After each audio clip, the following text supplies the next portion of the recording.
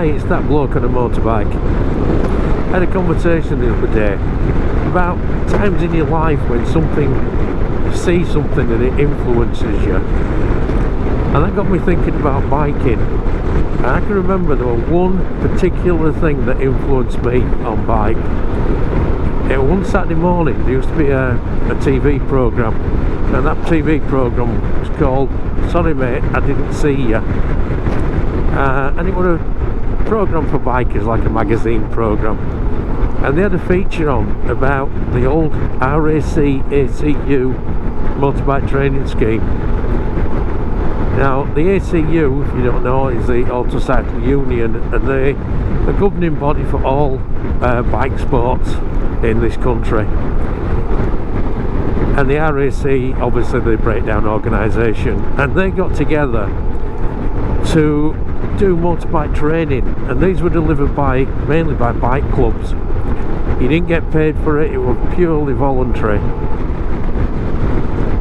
And I'm watching this programme, and it went on about one of the training schemes, and at the end of it, it said, if you're interested, contact this number.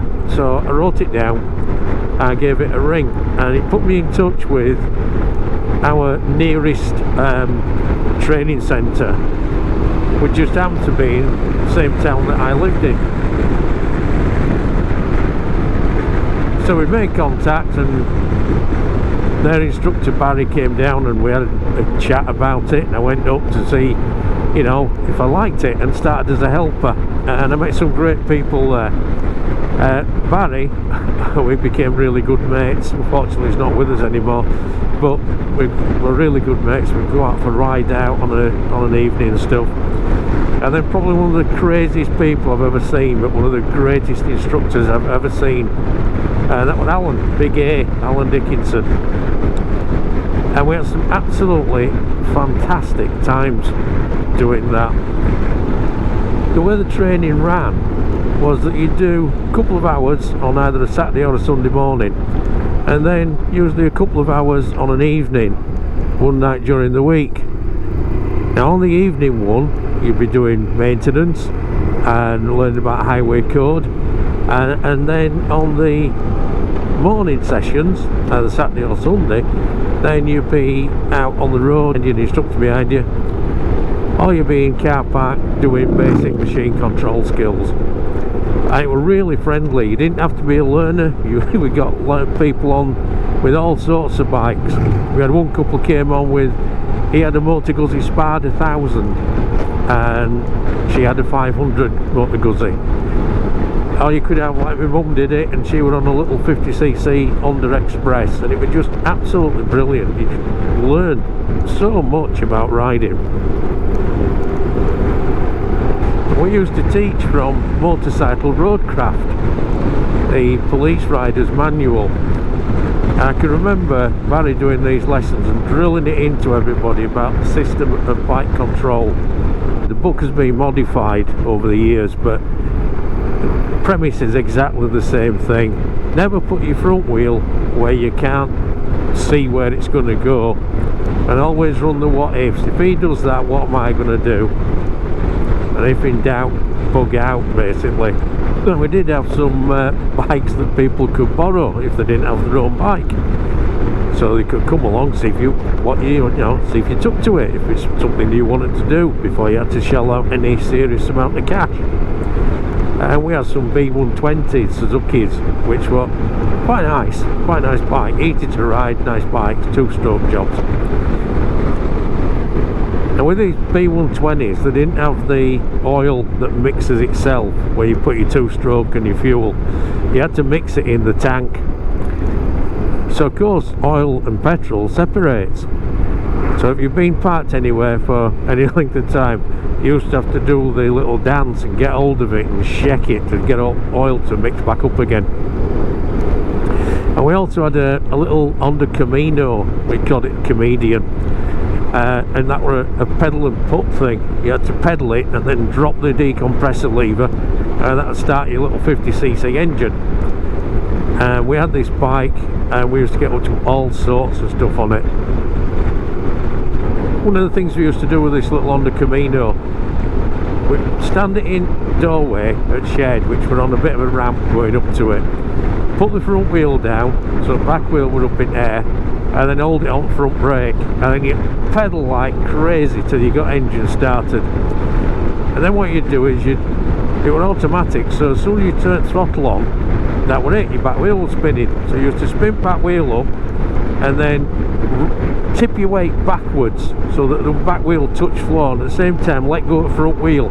It used to jump, and we did competition to see who could jump it the furthest. Absolutely crackers we were. One of the other things we used to do with that little Honda Camino,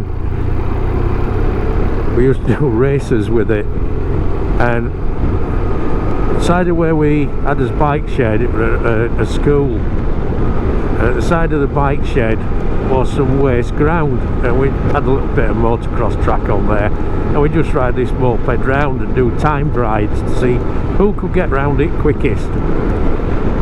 So we set off one night, and everybody else was doing this little dog leg, and I thought, why are we doing a dog leg there? Straight through grass, that's going to be quickest route there.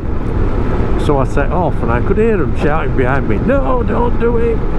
Anyway, I carried on. And what I didn't know was in this long grass were some foundations of an old greenhouse, and all I can remember was the bike suddenly disappearing underneath me and me falling backwards and getting stuck with a certain bit of my body between luggage rack. So I'm going on at what felt like about 1,000 miles an hour, but in reality it wasn't. We're nowhere near that. In reality we were probably doing, I don't know, 10, 15, something like this. But the thing was that I was running towards the wall where this greenhouse used to be, the other side of foundations. So I tried to lift front wheel up, and it all went completely pear-shaped, and I came off. Luckily I got my boots on, and my foot went down between sprocket and back wheel. Obviously the bike stopped, so all lads came running across to see if we were okay. And just at that point, Barry's lad, he came out and said, my dad wants bike for maintenance. And I said, well, he's going to have to wait a bit, otherwise Dave's going to have to go in with him, because it's fastened to his leg at minute. So that ended up getting the back wheel out. Do you know what? Still worked. Just got straight back on it and rode it again. It was great with that little bike. I remember we had to replace the single shock absorber, and that was when I think we got about 22 people on it all at one go, see how many we could get on this bike and still ride it. And we did it playground, we did a figure of 8 until all at once we felt this big bung and it went straight down. The poor little shocker had snapped, so we had to get a new one, put that on. Anyway, I think that's enough of me reminiscing for today. I'm feeling a cup of coffee coming on, maybe something to eat.